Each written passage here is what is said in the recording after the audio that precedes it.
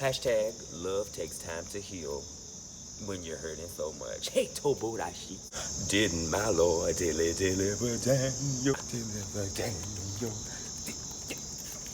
Spoiler alert, okay, for all of you out there who have not seen the episode yet and you're just watching my recap review, spoiler alert, pause this video and go watch the episode and come back and talk to me later, but bitch.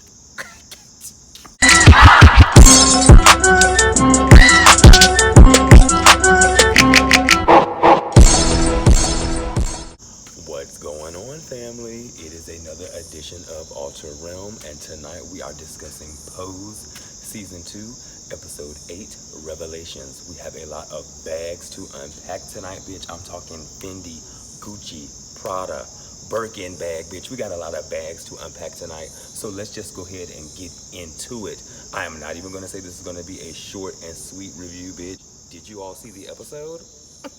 Okay then, this review is probably going to be long.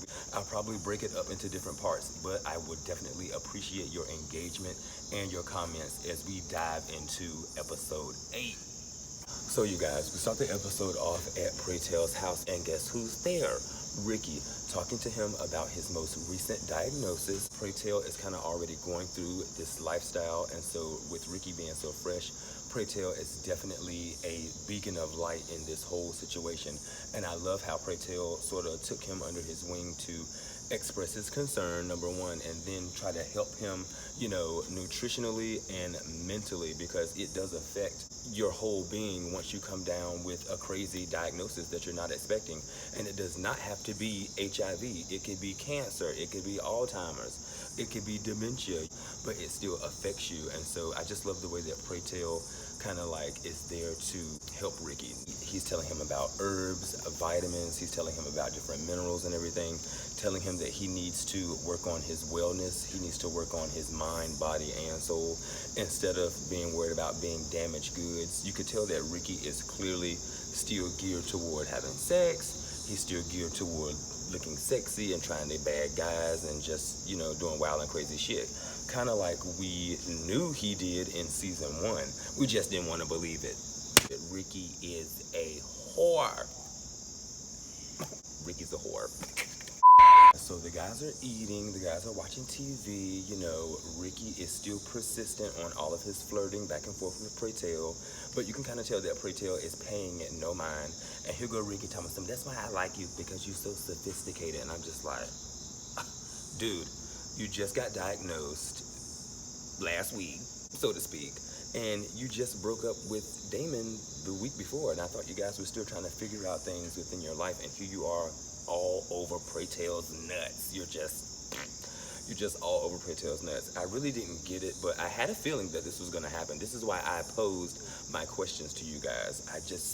I really had a feeling that this was going to happen. Anyway, so the guys finish watching TV, and Ricky says, I guess it's time for me to go, and Praytell is escorting him out. But all of a sudden, Ricky turns around and asks him, can he stay? That's right.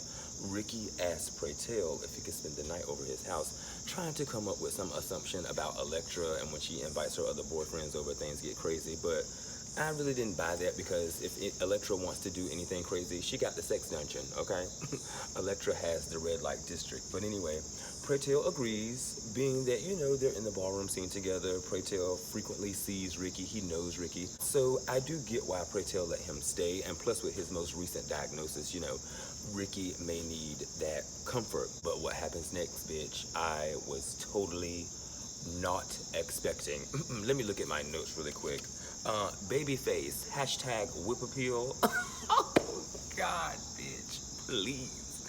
I am so sorry about the echoing, but anyway, when Ricky came back in Praytell's room and got in that bed talking about the couch was too lumpy, I just knew, bitch.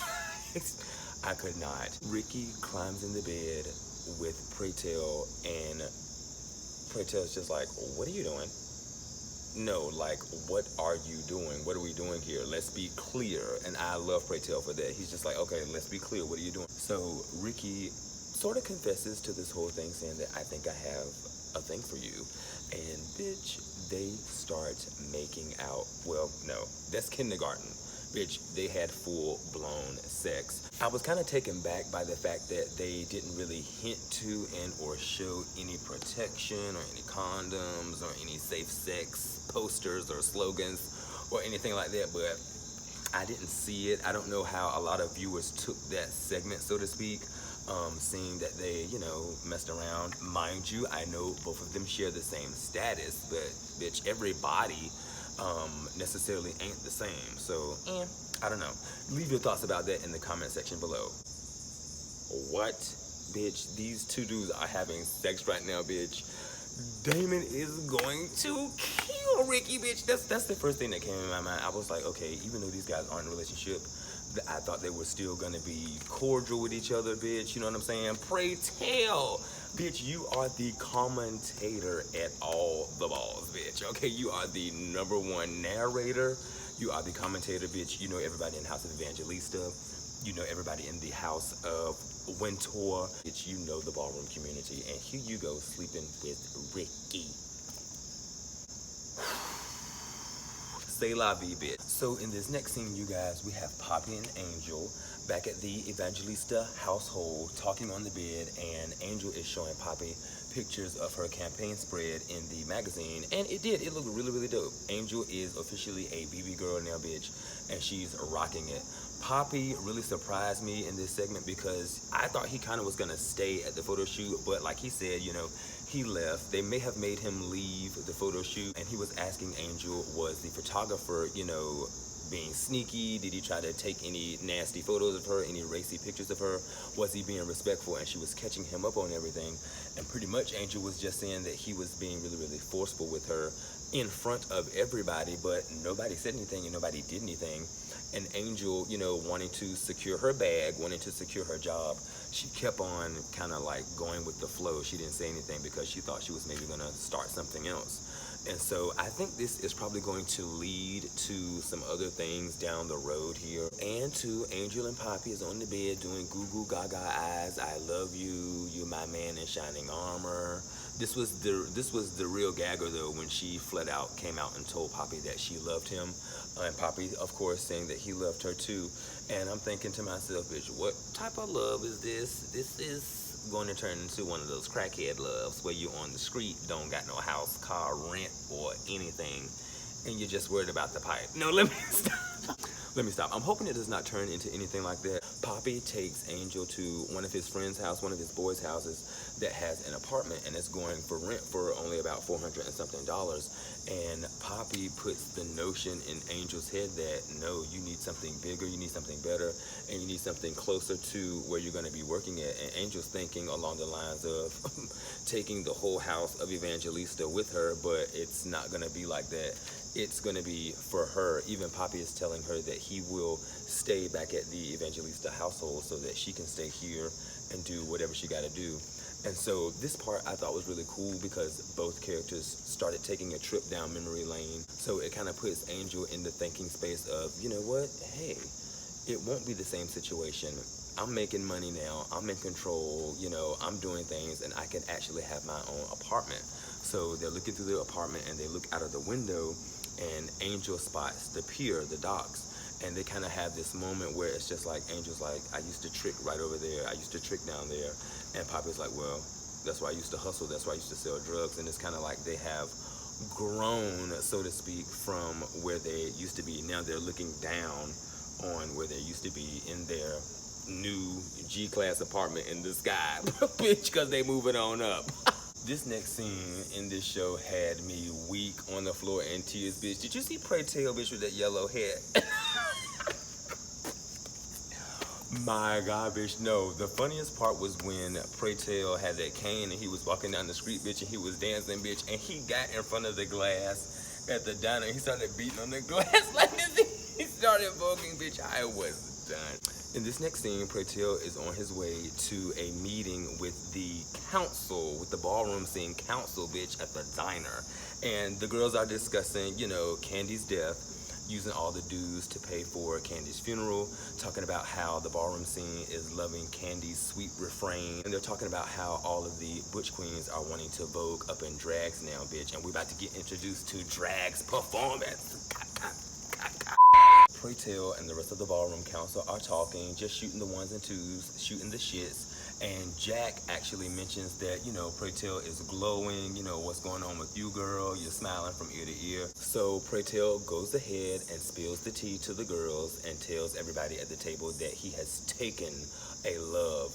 And when he first said that, I kind of thought he was just going to go flat out and just tell them that he actually took somebody else's lover. But I guess when you think about it, it's not really like that, as Ricky and Damon were actually broke up. I'm guessing everybody's looking at this from the point of view of, you know, Praytell being a father figure and an elder, kind of like Electra said he was. Praytell is expressing mad emotion for this person that he's talking about, and everybody at the table is truly getting that. And so you have a mixed bag of discussion here. Some of the other people on the council not really agreeing with Praytell when he tells them that it is Ricky, but then again they kind of retract, saying that, you know, you gotta own it, you gotta live your life, you know, you're a lot older now. Although you shouldn't be rocking the cradle with Ricky, you do need to be happy and you do want to express your feelings. And so Praytell has not had, you know, a real connection with anyone in a long time. Hashtag own your choices. I'm talking about how some of the younger LGBT scene look towards older guys to kind of like be their daddies because of what happened to them in their household. And some just want a sugar daddy to buy them things and take care of them.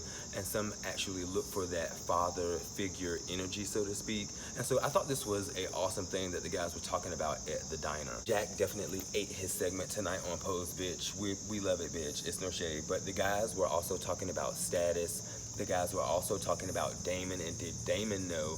And Praytell was like, well, like I said, they were already broken up, but the main person he's worried about is Blanca. And I don't think anybody at the table really even put that into the equation. I don't think anybody even put Blanca into the equation. And bitch, she is mother. She's the house mother, and she kind of knows everybody. She kind of sees everything that goes on, just like Praytell. So I could see why, you know, Praytell is shaking in his boots right now. The smoking gun, bitch. This is why I pose my questions to you guys, bitch. I'm probably gonna be saying this a lot in this video, because this next segment, bitch, it was so odd, it was so awkward, but I guess the timing was perfect. Ricky and Damon back at the Evangelista household, bitch, about to eat some Tostitos. Ricky is there making Kool-Aid, and everybody's just dancing in the kitchen, having a good time, bitch, and I'm just like, what? I just thought that this moment was really odd, but like I said, I guess it was the perfect timing, as Ricky is in the kitchen, you know, dancing with Damon, and Damon just pretty much comes out with it saying, you know, I've made you suffer long enough, I've thought about it, and I want to get back with you, I want to be with you. And Damon goes over and kisses Ricky. Bitch, I nearly fell out, bitch. I nearly fell out. 911, speed dial. I was just like, wait a minute. I thought that Damon's feelings for Ricky were all gone. I thought everything was done. Kaput. We'll see in the future. No, bitch. Damon still liked Ricky. And I thought so. I thought that that was... And I really thought that that was the case. And so Damon expresses that he still likes Ricky and he wants things to work out. And Ricky's just like, you bitch. After all of that, Ricky done went and got tested. He done found out his current status. He done made friends with Praytell, bitch. They done slept together, had sex, bitch. And now it's just like, you want to get back with me? You don't want to make me suffer anymore? It's just like, wow. So this was the absolute perfect time for Ricky to step back, bitch, and tell Damon everything that was going on. And so he does, and just the look and just the expression on Damon's face. I don't mean to laugh, but it's just like Damon was just like, you could tell that he was trying to process everything that Ricky was telling him, but he was glitching. He was just like an old Apple Mac glitching bitch. He just could not compute. He couldn't get it together. He was still trying to cook and put the Tostitos in the stove, and he just could not.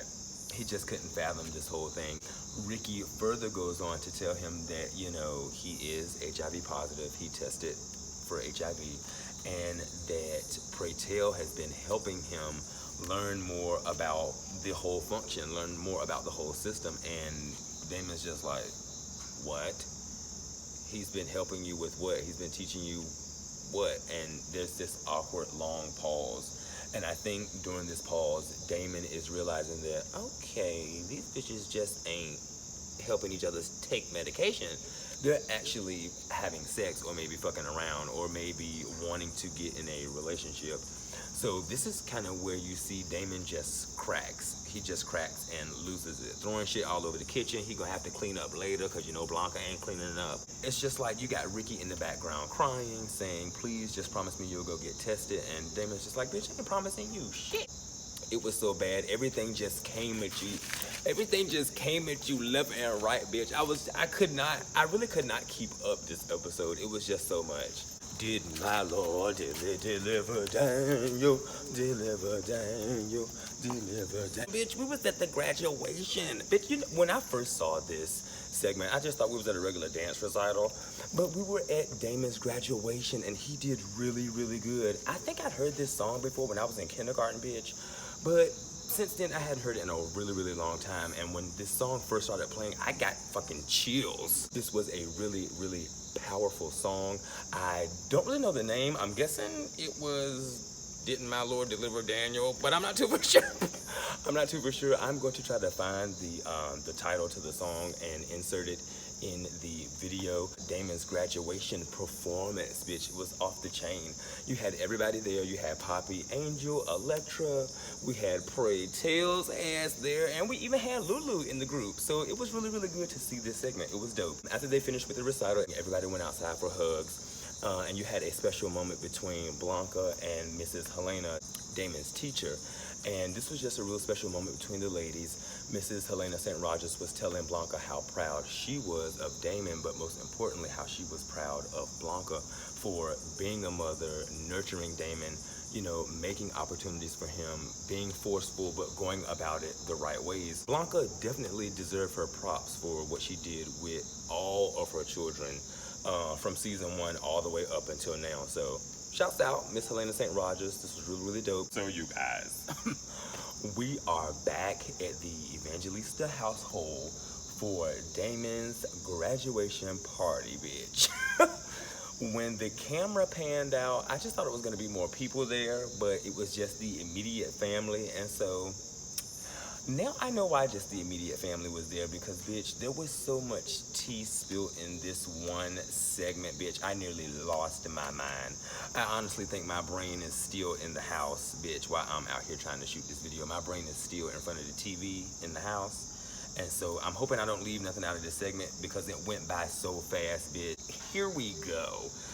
We at the house celebrating Damon's graduation, and you know, you got Lulu, you got Electra, you got praytell, you know, you got Poppy, Angel, Blanca, and everybody's just saying what they're thankful for, giving Damon congratulations. And so Lulu encourages Damon to give a congratulations speech.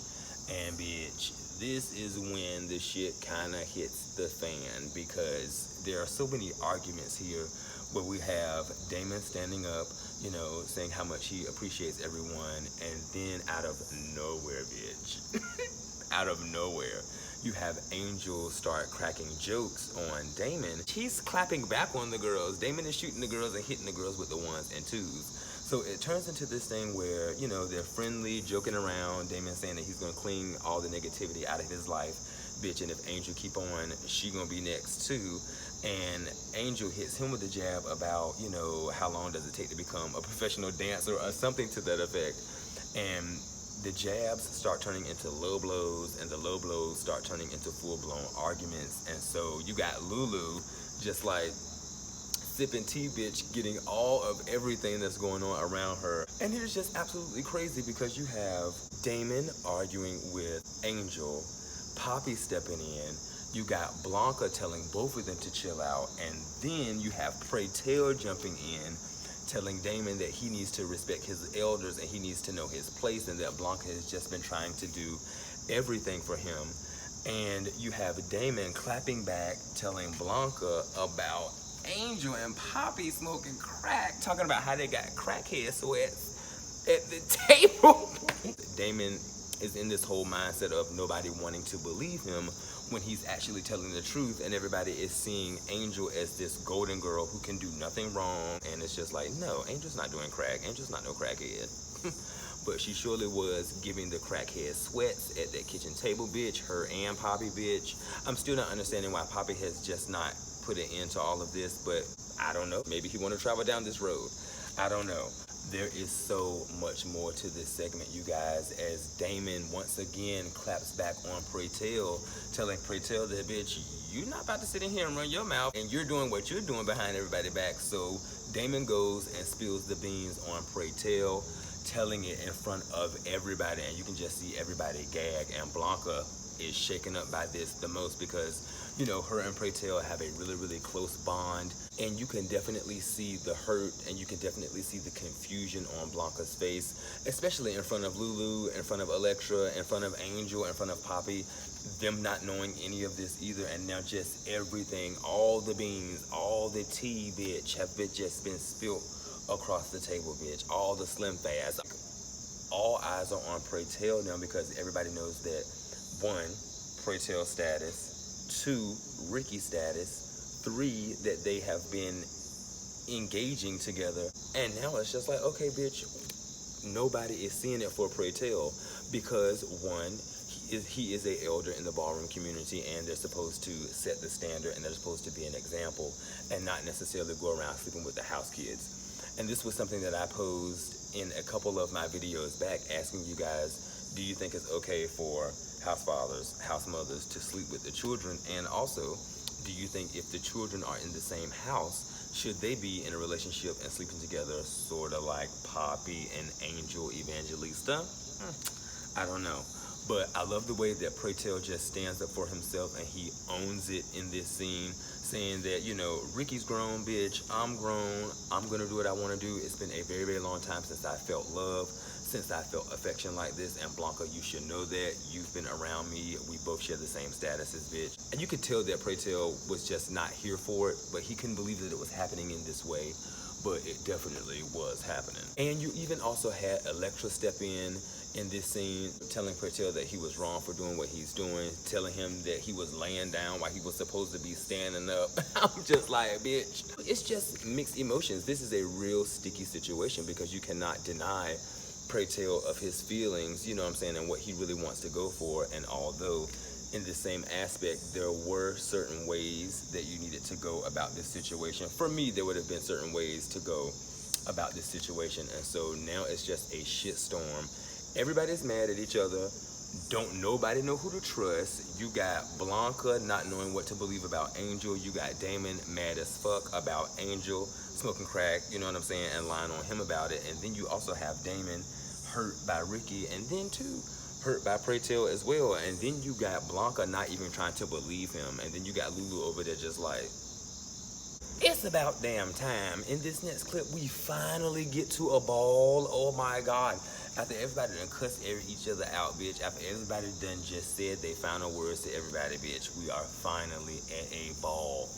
Awkwardly enough, though, we don't know what category this is.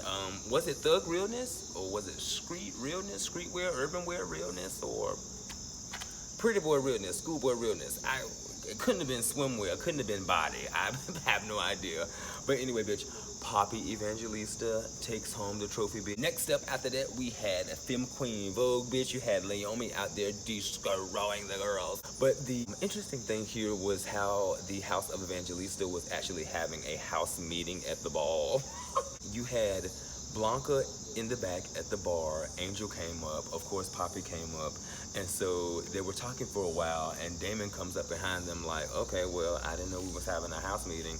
And so you still have Blanca, Angel, and Damon fussing back and forth with each other about Angel smoking crack, which she was. She has just not owned up to it yet.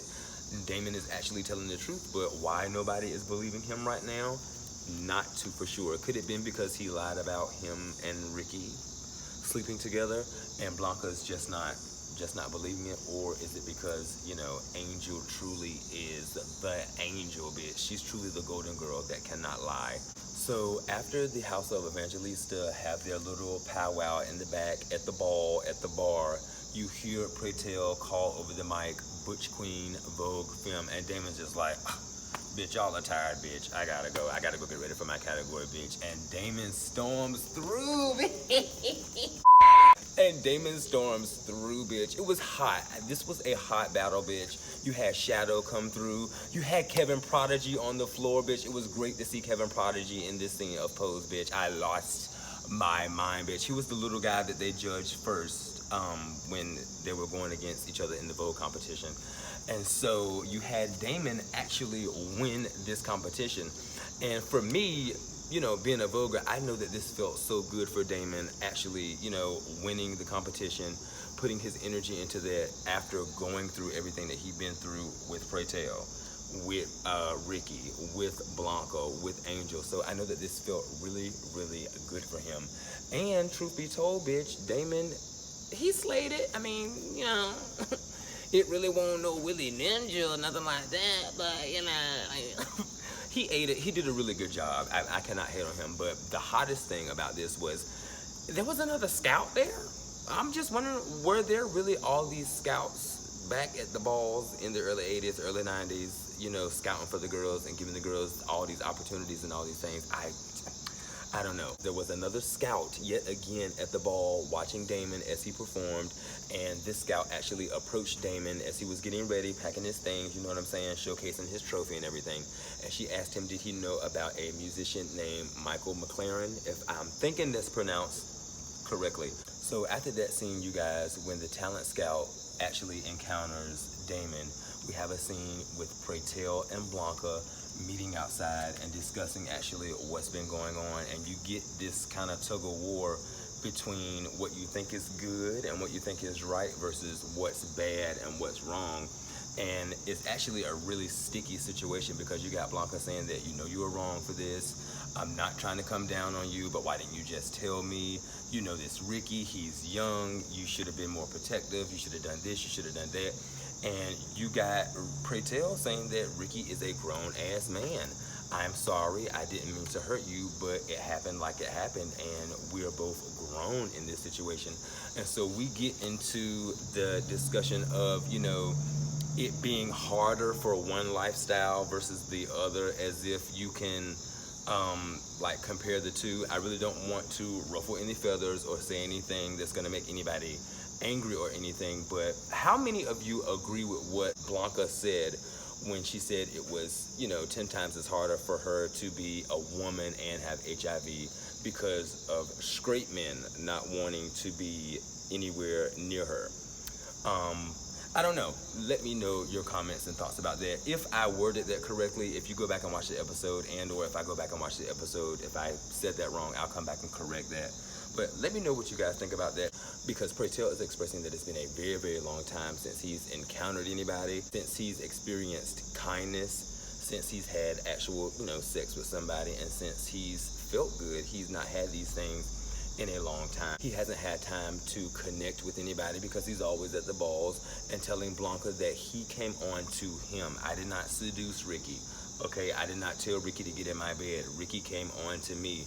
And this is something that I'm thinking Blanca maybe should know, only because of Ricky's past and knowing Praytell. Like, I don't think Praytell would ever, like, literally try to seduce somebody and have his way with somebody and be sneaky about it. That's not Praytell's moves. But those are definitely Ricky's moves. In this next segment of the episode, you have Praytell back at his house, kind of down and out about what just occurred with him and Blanca. After all, that is his ace boon coon. Blanca is his mother. They've had a really, really long relationship and a really long ballroom relationship. So Praytell, you know, drinking, what was it, Gallo Farms or some type of wine.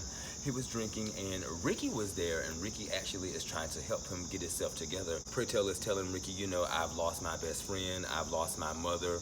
Who's gonna be my mother now? I did this all because of you, pretty much. I betrayed Blanca, and now we don't have a friendship. And Praytell's just calling him a liar, a player, a cheater, and Praytell's just thinking that Ricky's not even gonna be there in the morning. Rise and shine, bitch. It's time to get up, Praytell. Ricky done cooked you a full pallet of breakfast, bitch. A full spread. Ricky stayed over. He stayed overnight, and he was still there for Praytell in the morning. And you could kind of tell that Praytell was kind of shocked by all this when Praytell sat down to the kitchen table and saw everything and saw how Ricky was preparing everything. Ricky was actually getting his pills ready for him to take, putting everything on the table, and it was just really, really nice. And Praytell got really, really emotional about this because it's been so long since Praytell has been able to experience this. It's been so long since Praytell has had anybody do this for him. So I could kind of connect on that whole vibe with Praytell and everything. But when Ricky stuck his hand out to hold Praytell's hand while they were at the table, that kind of just blew me away because it made me think that Ricky is actually over Damon. He's not thinking about Damon. He's got his newfound boo. He's got his newfound sophisticated knowledge. And you know, this is what he's gonna do now. So you guys, in this next scene, we're at a little restaurant. We're at a little diner. Blanca and Angel are meeting here to talk. I don't know what took Angel so long to just confess and tell Blanca that she did it. Maybe she was weighing her options to see what Blanca was gonna do, but why? Why not just go ahead and be a stand-up woman like you said you are, like your mother is, like she tried to install in you, and just go ahead and say, hey, boom, look, I was smoking the pipe. I'm not a full crackhead yet, but pretty soon I'll probably will be one. And also too, it made it seem like Angel was the mom, kind of like testing Blanca to see if Blanca was really going to believe her, believe Damon, kick her out the house, or do whatever. But I do fuck with the way Angel was just like, you know, don't take no favors from me, kick me out the house. You said you're gonna kick me out the house, don't do me no favors, be that stand-up mom that you said you are, and kick me out the house. And Blanca's just like, no, I'm not gonna let you go, you're my only child. And I'm just like, girl, she gotta go. Boom. Crackheads gotta go. We don't have no crackheads in the house of Evangelista, bitch. She go on rehab and clean herself up, bitch, and stop sweating like she's crazy. Then she can get back in the house. But until then, boom, she's out the house. She's out the house, and she may have to walk another ball and snatch another category. Then she can come back to the house. Get your 10s, and then you can come back to the house. No crack pipes, Angel. But yes, you guys, in this segment, Angel is owning it. I guess, you know, it took some time for her to realize everything that was going on with Ricky, with Praytell, with Damon. It's just like, you know, with all this shit adding up, you know, it's a lot for you to be thinking about, and I know it's a lot on your mind right now.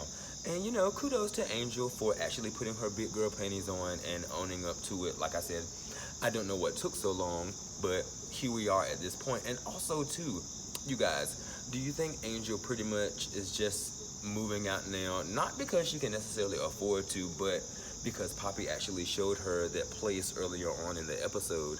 And I just think it kind of just configured together as to where, okay, doing crack, gotta get out of the house, she gonna kick me out anyway, I'm gonna need somewhere to go, so I might as well just get this place and do $400 and something rent. And this can be a little, you know, love shack for her and Poppy. Hopefully things will work out and they will stay together and they will actually build on their relationship and not just get the apartment, Angel go do model shoots, and then they go back to the house to do more crack.